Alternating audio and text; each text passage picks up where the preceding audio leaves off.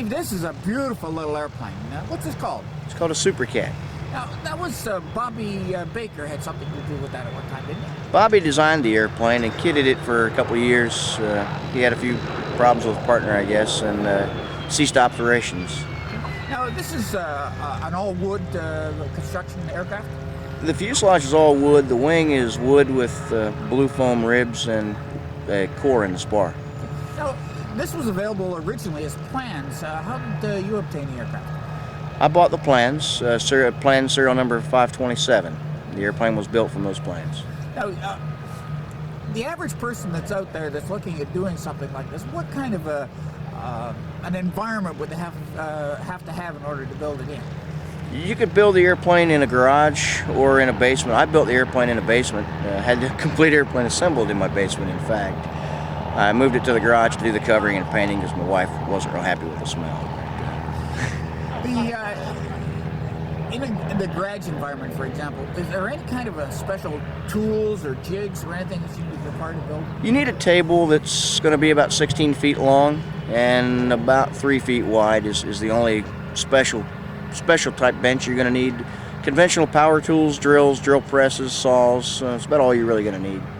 Now, working from the plans, you obtained the plans from Bobby or from Wix, or where did you get the plans Bobby from? Baker. Okay. Now, how do the plans come? I just got the plans rolled up in a tube with a construction manual, and basically good luck. Are they easy to follow along? Like, for example, is it a full-scale type of drawings? Well, the drawings for the bulkheads are full scale. You just cut those out, glue them on your plywood, and cut them out. The rest of the plans, anything that's critical, like the wing rib templates, are full size. The bulkheads for fuselage are full size. The rest of it is subscale, but it gives you dimensions so you can make the parts. Now, what kind of time would the average person be looking at to build something like this? Like, when did you start? Well, in the middle of this, we had a child, and I flew model airplanes competitively, so it took me about 5 years to build the airplane, but I didn't get to work on it as near as much as I'd like to. How many hours do you figure you'd have from basically day one to up and flying? I figure the average guy that's going to stumble a little bit would have about 500 hours to building the airplane. Were there anything that you had to source out? Like, where would you get the materials for the airplane? Well, Wix sells most of the plywood, the spruce that's available. I found a paneling store in Columbus, Ohio, close to where I lived, that had the marine grade plywood for the bulkheads. Mike Fisher had the spruce, so I could get that locally. I didn't have to order too much of it. Lowe's Home Centers, Home Depot, they have the blue foam that's used in the airplane. The parts that you would have to outsource, if you can't weld, you'd have to buy the landing gear, the motor mount, things like that. And if you can't do fiberglass work, you'd have to buy the cowling, the gas tank, the top, and the tail wheel spring. Now, this was Bobby originally designed the BobCat. Now, this is a SuperCat. What's the difference between the two? The BobCat is an ultralight. The SuperCat is for the guys that want to go a little faster. The wing is a little beefier, and it's got the addition of the struts. Now, what about the engine option on this thing? The airplane was originally designed around the KFM, two-cylinder, two-stroke. Didn't prove to be very, very reliable or suitable for the airplane, so Bobby switched to the 277. Since then, we've gone as high as I've heard of guys with 532s on the airplane. I have the 503.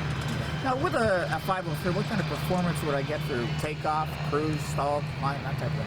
Well, my airplane, which is modified from Bobby Baker's original intent, my takeoff roll is depending on my weight, the airplane's takeoff weight, between 250 and 300 feet is takeoff roll. Landing roll is generally about 400 feet.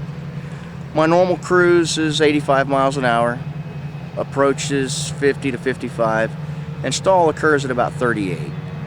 Now, what kind of a range would you have? Like, what kind of fuel capacity do you have, and what are you using? I carry 11 or just over 11 gallons of fuel. I can fly for 2.5 hours comfortably with a half-hour reserve.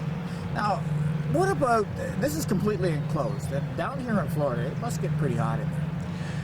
Really, it's not too bad. If I release the top and it'll float up about 2.5 inches, and the vents that are on the side windows lets the air in and passes past me and out the top. So well, good morning, ladies and It's gentlemen. really not a problem. Lovely day, and as you can see, we have a somebody big wanted to array get more out here of information. Are you adverse to giving a name and phone number or web address? no, we've had a you can parade this contact me morning at of the Steve light Carruthers. aircraft, and we will SuperCat. be flying That's these, aircraft SuperCat. as soon as we get permission to That's go green. this is a website here, but my email address is it's SCUPERCAT94@gateway.net is my email address. My home phone is 301-472-4898, and there is a web address. It's communities.msn.com BobCat/SuperCat.